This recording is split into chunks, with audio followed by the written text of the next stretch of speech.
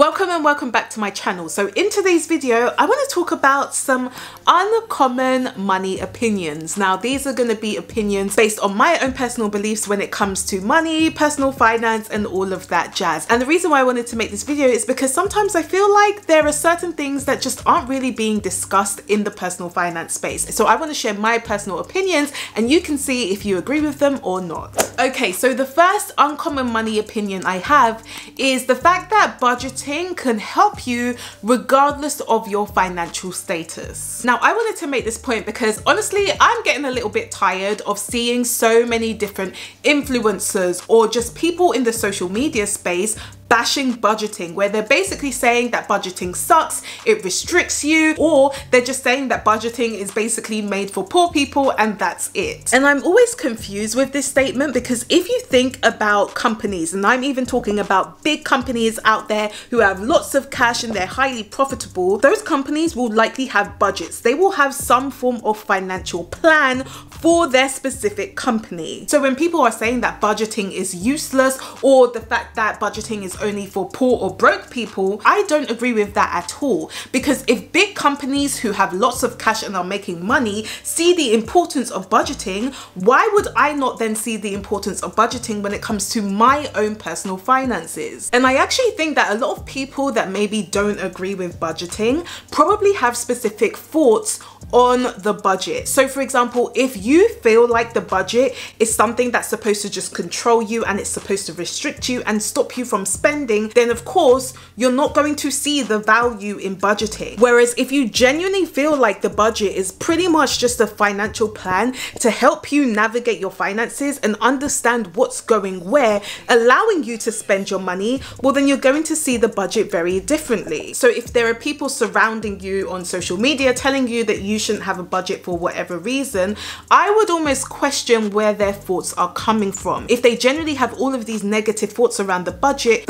itself isn't the problem, it's their thoughts around the budget, which is very different. And to be honest, when it comes to me and the women that I work with, we absolutely love budgeting because we see the value in it. Because at the end of the day, the budget isn't there to control you, you essentially control the budget. So you will decide where you want to spend your money. That's why I always get confused when people say that the budget is restricting you, and I'm like, how is it restricting you when you're the one who's supposed to be controlling the budget in the first place? So if that's the case, it's not actually the budget that's restricting you, it's you. And I know that probably sounds harsh, but I did say these were going to be my uncommon money opinions. But if you do agree with a lot of people that budgeting sucks, I would question your thoughts around that. I would be questioning how you actually view your budget, because for me, I know that I'm going to be budgeting for years to come, and it's something that I look forward to. And I don't think it's a coincidence that every woman that I've worked with, even if they didn't like budgeting at first, all of a sudden things change when they genuinely understand what the budget is for and how it's going to benefit them. For some reason, when they crack that code, they absolutely love budgeting. And if you're liking this video so far, then feel free to give me a thumbs up, as it really does help to support the channel, plus it's free. Now, the next uncommon money opinion I have is the fact that saving is a key foundation in money management, but it doesn't stop there. Now, usually when it comes to saving money, especially in the personal finance space, I feel like there are two camps. There is either the one camp that is telling you to just save all your money and that's it, or there's the other camp where it tells you that saving money is for losers and you shouldn't really be saving money at all. And I will say that there is some truth in both of them, but they don't necessarily tell the full story. So I will be the first to tell you that I think saving money is one of the most important things you can do, and for me it actually is one of the key foundational things that helped me to become financially secure. The reason why I say that is because saving money helped me to pay off my debt, because in order for me to overpay on my debt, I needed to learn how to save. Saving money also helped me to start investing. Why? Because number one, I was able to have a cushion of savings, which was my emergency fund, which freed me to then start thinking about how I can grow my money. But also, in order for me to have money to invest, I would need to learn how to save money. So if we go back to the first camp where they're basically just telling you to save your money, I think that people really miss the element of saving, not only to save money, money, but also to invest that money as well. And so that's why I say that although saving is a key fundamental thing you want to do, it doesn't just stop there. So when it comes to saving money, I always say you want to have a specific purpose. I don't understand why people just save money for the sake of saving. I am not going to just save money in my bank account for years to come if there is no specific reason. So in my case, there are going to be areas that I save money for. It could be for an emergency fund, it could be for any upcoming expenses I have, or it could be for things like saving up for a house deposit or for holidays. However, separate from that, I will also save money so that I can move into growing my money through investing. So I may save money to invest in myself, or I may save money to invest in other asset classes. Like for example, I invest in the stock market. Now, when I'm talking about the other camp where people say that saving money is for losers, I don't necessarily agree with that either. Yes, I do think that you should be looking at growing your money, especially if you want to become financially independent or you're thinking about retirement. I think that investing your money is going to be important.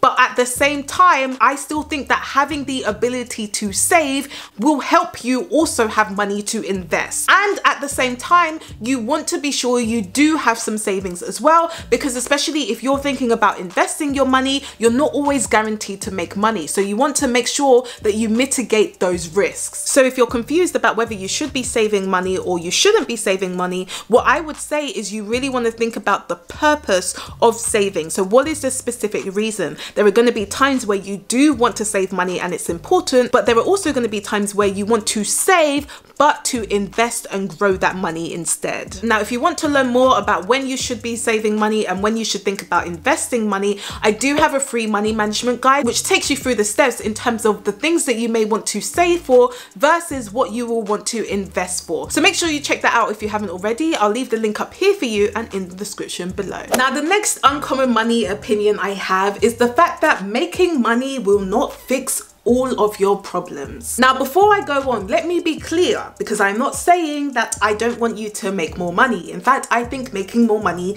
can be really powerful. But what I want you to understand is that making more money does not always fix your problems, especially if you have a money management problem. Now, first of all, you may have the thought that actually if people make good money, they're able to just save and invest more, when in reality, that doesn't always happen. For example, I personally know people that probably earn more than me and my husband's incomes combined, yet when it comes to their savings and investments, they're pretty much non-existent, i.e. they have very little or even none at all. Now, I also want to be clear that there are certain people whose main focus should be to make more money. For example, if you are on a low income, let's say you're on minimum wage, then yes, the focus should be on making more money so that you have the ability to save and invest more. However, for many people, I would argue that they do not have an income problem, they have a spending problem, but they don't want to admit it. And they think that just by making more money, it's going to fix that problem, when in reality, it probably won't. So let's say that even though things are a bit more expensive now and there's all this high inflation,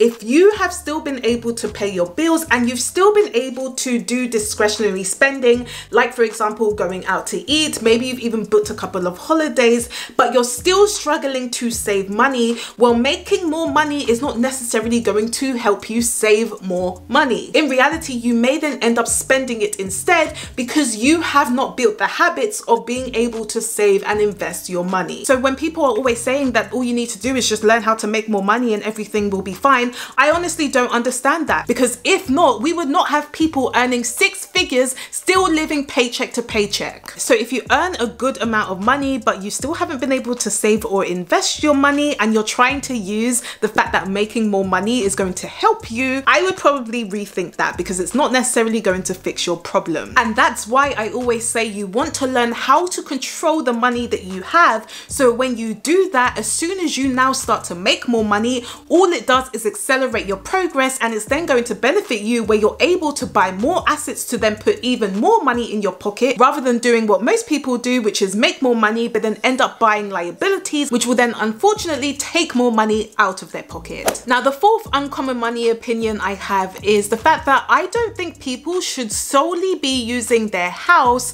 as their only retirement plan. Now, this might sound a bit weird, especially if you've always been told that your house is one of the biggest assets that you're ever going to purchase. So maybe you even decide that you're just going to buy the biggest house possible because it is your biggest investment. And the reason why I don't agree with that is because I honestly don't think your house should be your biggest investment, because at the end of the day, when you eventually retire but all you have is your house and you don't have any other savings or investments, well, how are you going to feed yourself? How are you going to live your life? Now, before you get confused, I'm not saying that I don't think you should be working towards buying your own house. In fact, I ended up buying a house with my mum, but also myself and my husband will be looking to buy our own house as well. But the difference is the fact that we do not see our house as our sole retirement plan, and our house is not going to be our biggest investment either. So when people say that your house is always going to be your biggest investment, I do get concerned, because that means that you will not have enough savings and investments to take you through retirement, because the biggest thing that you would have spent money on is just your house, and that's it. And I actually think that's going to be a really big problem, because if you then reach retirement age, yes, it's going to be great that you have your house, but how else are you going to pay your bills? Unless you have a lodger paying you rent, or you're still able to pick up another job or rely on the state pension, you may not have enough money to fund your lifestyle for retirement. So that's why I would really love to encourage you to, yes, focus on buying your house, but don't let that be your only focus. You also want to be thinking about how else you can fund your retirement, whether it's through investing or the business route, whatever it is.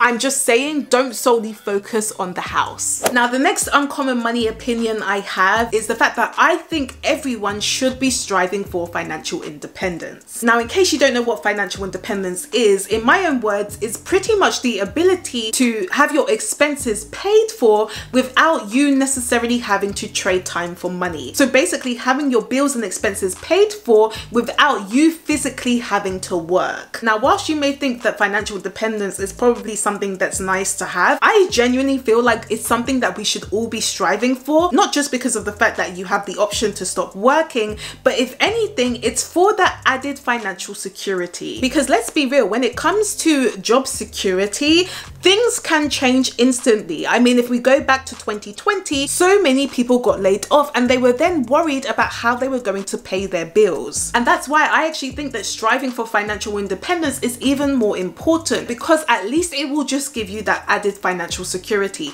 So let's say, for example, 10 or 15 years from now, something happens where you end up losing your job. At least as an added security, you may have investments or assets paying for your expenses. So it means that you can take the time trying to find a job or doing something else, knowing that your expenses are paid for regardless. And on the other hand, if you realize that maybe you just don't want to work in that job anymore, or maybe you even want to start your own thing or start your own business, but you're worried about having to pay your bills, well, if you are financially independent, you could afford to take that risk, because at the end of the day, all of your bills are going to be paid for. So what you would just need to do is just make the decision. And the reason why I specifically said striving for financial independence is because even though becoming financially independent may take a while, just going on the journey can help you immensely. For example, when I started working towards financial independence, just being on the journey made such a huge difference for me. For example, I was able to pay off my debt, I was able to save up for an emergency fund, I was able to start investing, and because that meant that I was gaining more financial security,